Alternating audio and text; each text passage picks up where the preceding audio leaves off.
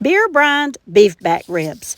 Of course, they're swift. I removed the membrane and rolled them up and placed 2 racks in a zip-tight bag. I've covered them with my favorite beer and 4 tablespoons of my rub, and also added 2 tablespoons of smoked salt and some Worcestershire sauce.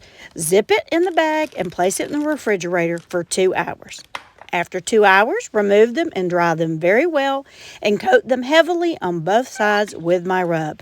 Place them on your grill and cook them for 1 hour at 250. Do not peek, don't do anything. In 2 hours, they're going to look delicious just like this.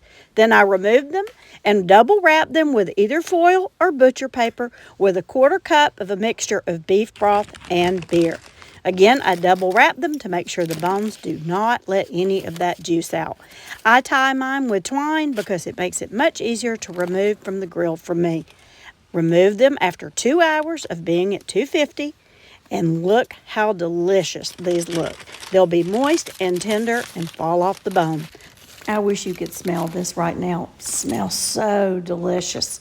All you have to do is cut them between each bone and enjoy. And you know they're delicious because they're swift.